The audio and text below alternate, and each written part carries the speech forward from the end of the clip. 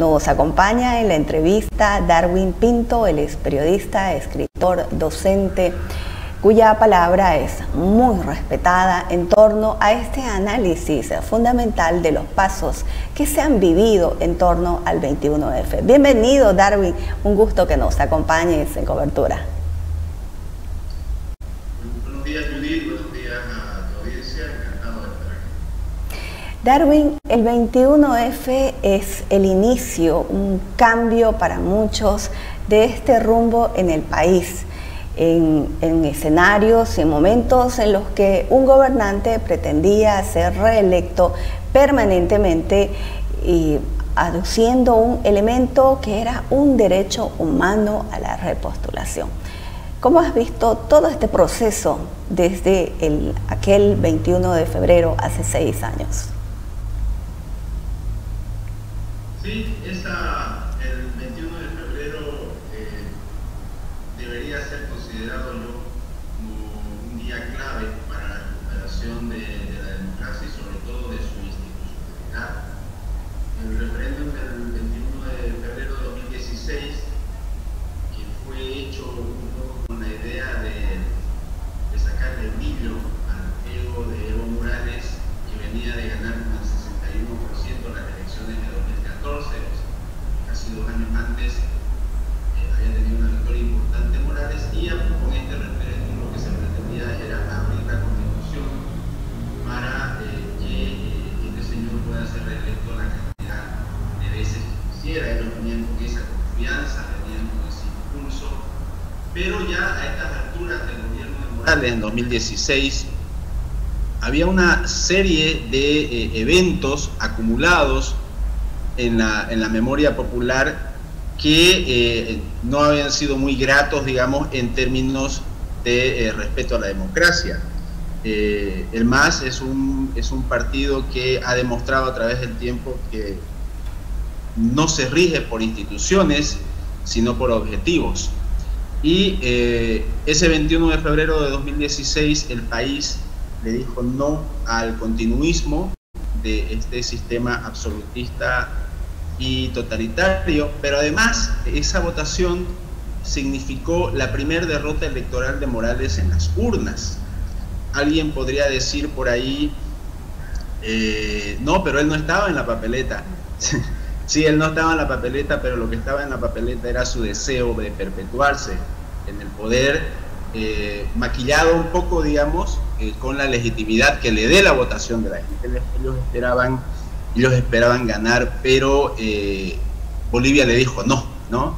Entonces, sin ese antecedente, creo yo que los eventos de los 21 días de paro de 2019 no hubieran sido posibles, porque hijos directos del 21F, hijas directas del 21F, fueron las plataformas ciudadanas. Eso hay que tomarlo en cuenta. Antes del 21F no habían organizaciones ciudadanas en la calle exigiendo el respeto a la institucionalidad y a la democracia y a la Constitución, como sí lo van a ver a partir del 21F.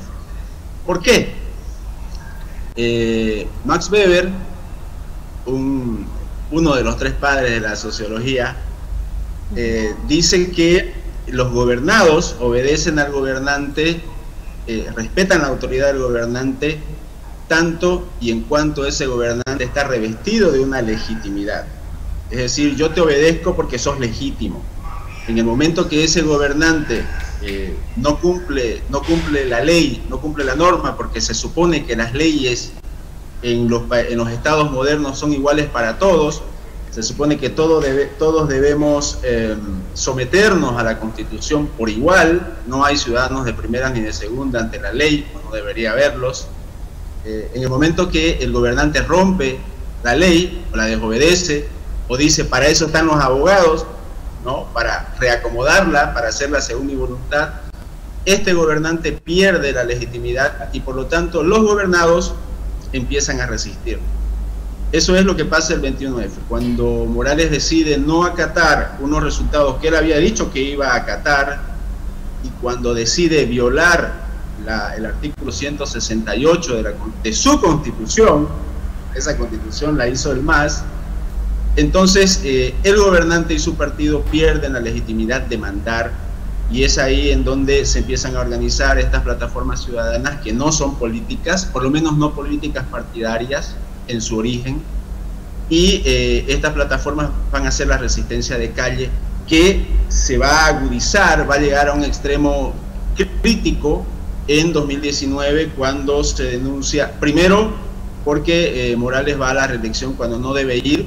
Ha habido un ejercicio de democracia directa en este referéndum del 21F, en donde la población de manera directa, no a través de sus representantes, sino de manera directa, le ha dicho que no vaya, porque además es un referéndum vinculante, o sea, tiene valor jurídico. Y lo otro, el tema de violar la Constitución. Eso, más el fraude de 2019, va a hacer que el país todo asuma la actitud y la determinación de parar pacíficamente. Esa es una característica que hay que destacar, pacíficamente, hasta lograr que este gobernante ya ilegítimo, por las razones que acabo de mencionar, se vea presionado y obligado a primero renunciar y luego a fugarse del país. Darwin. Con esa fuga, con esto termino la idea, con esa fuga, la imagen que Morales tenía de ser el gran líder, el gran caudillo, el gran guía, el que sabe qué hacer por el pueblo, se va a caer, porque durante muchos años ellos habían venido diciendo esto del patria o muerte, y en el momento de la dificultad escapan. ¿Por qué cuesta tanto admitir desde esta esfera del poder la manifestación colectiva ciudadana de lo que ocurrió en las urnas? Y se trata de restarle validez a esa voz que se expresó en las urnas con más del 51%. Para muchos esa estructura de poder anclada en el autoritarismo definitivamente quedó minimizada en torno a la voz de la gente. Pero el escenario es distinto, porque antes que mejore la situación en Bolivia, en este momento se ve un país sumamente polarizado. Lo dicen las miradas internas y externas. Sí, primero no se reconoce, digamos, desde las esferas del poder actual el tema del fraude, porque es parte de su relato político, ¿no? Al fin de cuentas, la política hoy por hoy es una batalla de relatos, y ojalá se mantenga así, ¿no? En tanto sea una cuestión de palabras, en tanto sea una cuestión ideológica, que no se llegue, digamos, a grados de violencia que se han visto muchas veces en este país. Bolivia, en términos políticos, a través, si uno mira su historia, es un país muy violento, tremendamente violento. Y hoy por hoy el hecho de que la política sea un enfrentamiento de relatos, de alguna forma es hasta positivo, porque se evita, ¿no?, caer en esta tradición de la confrontación violenta. Por supuesto que el gobierno actual va a tratar otra vez de deslegitimar lo que todos vimos, ¿no? Nos están diciendo que ocurrió algo, un golpe, dicen ellos, cuando nosotros que vimos, que lo vivimos, no vimos eso.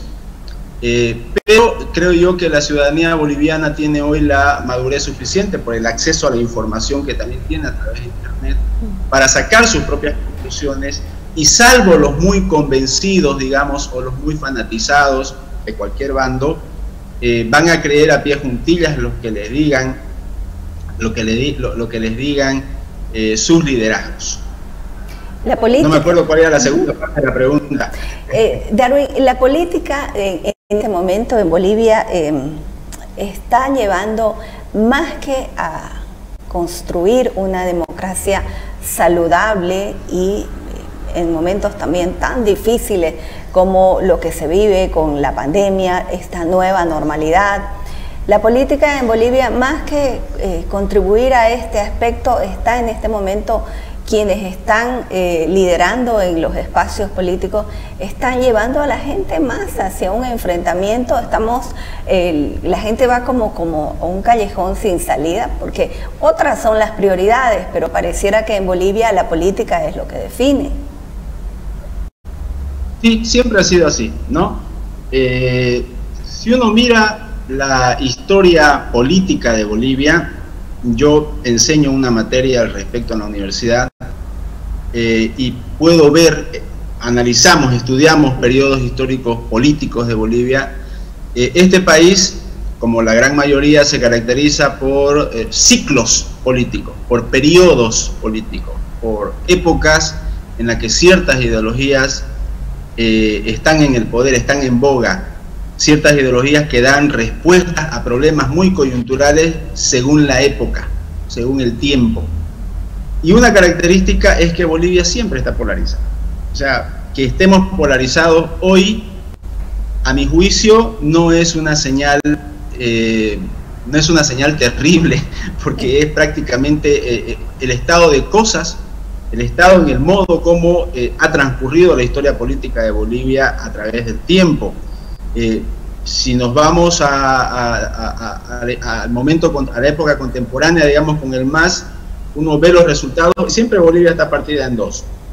Hay un voto en Occidente y un voto en el Oriente, que es generalmente distinto, porque son dos regiones con cosmovisiones totalmente distintas, con necesidades totalmente distintas, y por lo tanto buscan soluciones de manera distintas. Salvo en la elección del 2014, donde el MAS gana con el 61%, ahí ganó en todos lados menos en Beni.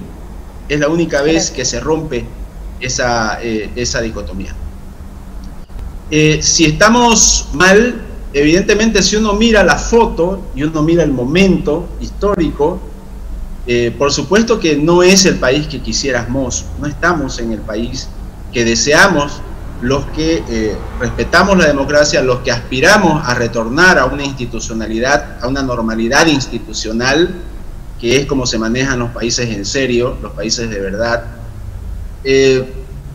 No es lo que deseamos, pero si miramos desde el inicio del proceso del gobierno del MAS, las elecciones de 2005, cuando gana Morales por primera vez, nos vamos a dar cuenta que el Morales que está acorralado y escondido hoy en Chapare, porque eso es, ahí está, eso está haciendo ahí, no sale, sus lugartenientes están silenciados, lugartenientes que han sido muy efectivos en su momento, desgraciadamente. Basta recordar la toma de Pando, la toma del aeropuerto de Pando, que si ustedes buscan en YouTube, hay imágenes todavía, porque eso se vio en las noticias de todo el país, y era una situación de guerra, con tiros, con heridos, con muertos, una cuestión impresionante. Ese país no es este.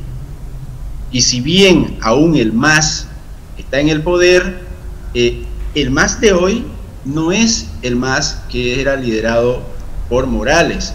Y es más, el MAS de hoy está dividido, está confrontado, hay una lucha interna por el poder, y en tanto eso siga así, lo bueno sería es que no los interrumpamos, ¿no?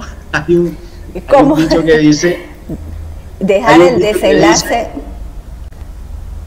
Sí, hay un dicho que dice, cuando tu adversario se está equivocando, no lo interrumpas. Entonces, creo yo que si bien no estamos como deseamos, si uno ve la película completa, estamos mejor de como estábamos hace 3 años atrás, 2 años atrás.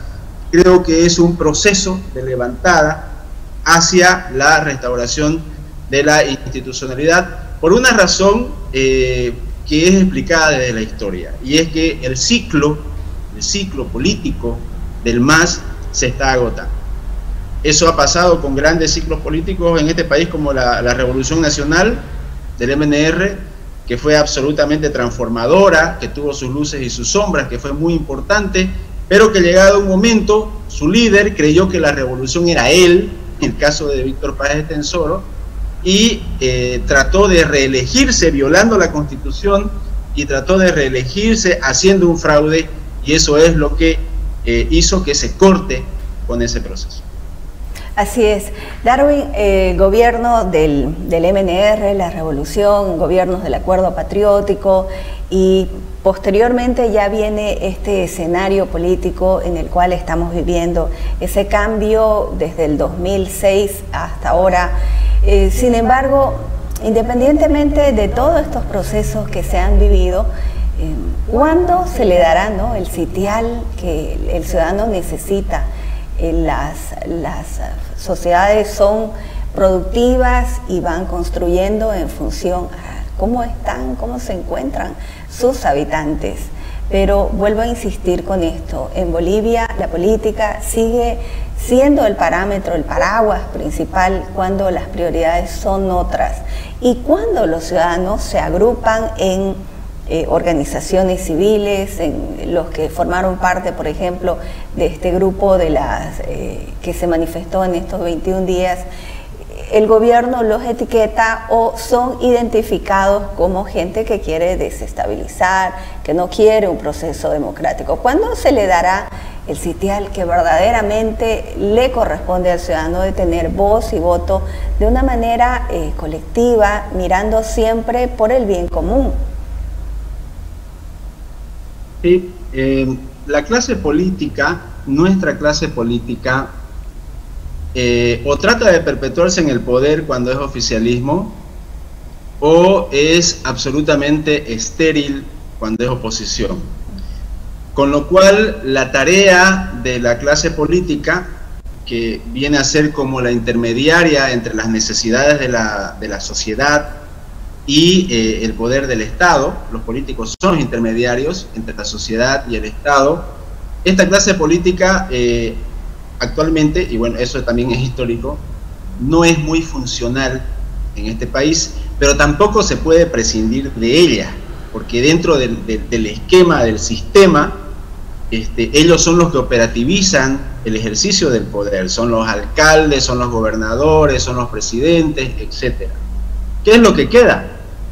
Queda que al fallar la clase política tal cual está, creo yo que se debería plantear una alternativa que surja desde la ciudadanía a través, por ejemplo, de las plataformas ciudadanas. En las elecciones anteriores yo guardaba la esperanza de que esas plataformas ciudadanas tan dinámicas en ese momento, que luego algunas pactaron con partidos políticos tradicionales y desaparecieron, con lo cual mi tesis se robustece, digamos, en el sentido de que los ciudadanos, a través de estas plataformas organizadas, deberían también organizar una agenda para plantear y promover la idea de país que tenemos los ciudadanos.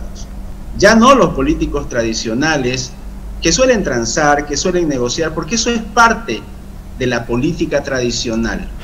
Entonces, la propuesta es que así como las plataformas ciudadanas movilizaron gente, generaron opinión pública a través de redes sociales, ganaron la calle, que eso es importantísimo para imponer un discurso, para imponer una idea, para plantear una idea que sea escuchada, es ganar la calle. Esos son los paros. Los paros cívicos, por ejemplo, eso es ganar la calle, cerrar la calle y entonces el Estado escucha. Y la propuesta es eso, una organización de plataformas ciudadanas que eleven desde la base las demandas de la ciudadanía, que no son tomadas en cuenta por la clase política que está en su peculiar batalla de ideas, y que estas plataformas organizadas conformen, aparte de los partidos políticos hay otra figura para ir a las elecciones. Bueno, hay una figura en la que no necesitas... las agrupaciones ciudadanas.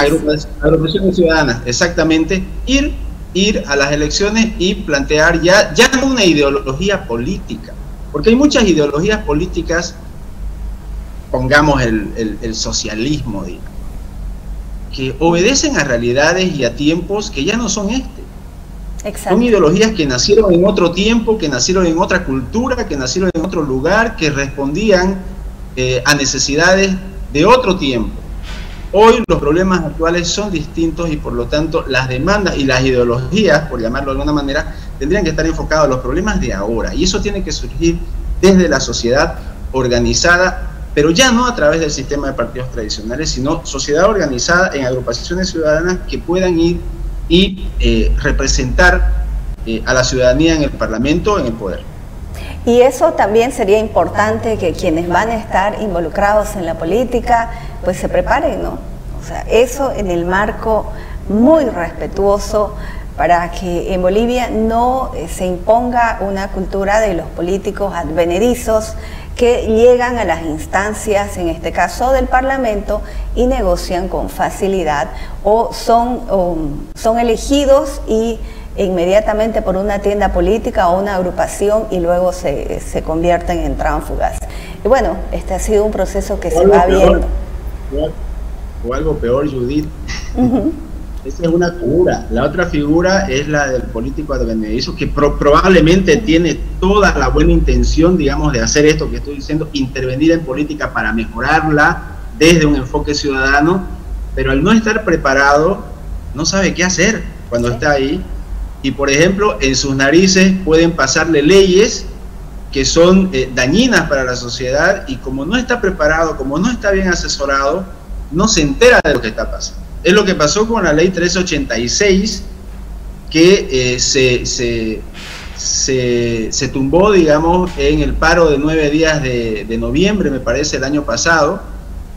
Era una ley totalmente totalitaria, y uno se preguntaba, ¿y dónde estaban los parlamentarios de oposición cuando se estaba tratando esta ley? ¿Y por qué no le avisaron a la gente?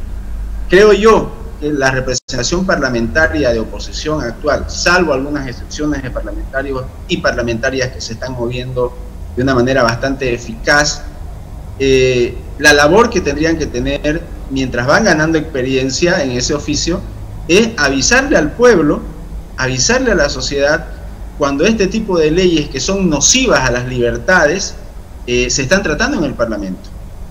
Porque esa ley 386 que movilizó al país el año pasado, en noviembre, en el paro de los 9 días, se había aprobado hacía 3 meses atrás, y recién nos estábamos enterando como país de su existencia. Y uno se preguntaba, ¿dónde estaban los parlamentarios de oposición que no avisaron que esto estaba ocurriendo? Y eso se debe, ya sea a que hay transan, digamos, o ya sea a que hay un desconocimiento en el trabajo que tienen que hacer. En algunos casos. Totalmente, Darwin. Y también está el otro extremo, ¿no? Pequeñito. El otro extremo, la victimización, ¿no? Cuando se escuchan esos argumentos de quien gobernó este país, que porque no corresponde a una élite, a una clase, que la gente lo está atacando, entonces empieza una imagen de victimización que también recibe el coro de algunos de los parlamentarios que todavía se ven representados y creen que se lo ataca, aunque él, por ejemplo, en las últimas horas ha manifestado, por ejemplo, y ha hecho una crítica identificando a 4 medios, tratando también de generar cierta intimidación de la forma como se plantea, ¿no? Esto para finalizar, Darwin. Sí, los medios siempre han sido el objetivo de los gobiernos totalitarios, siempre.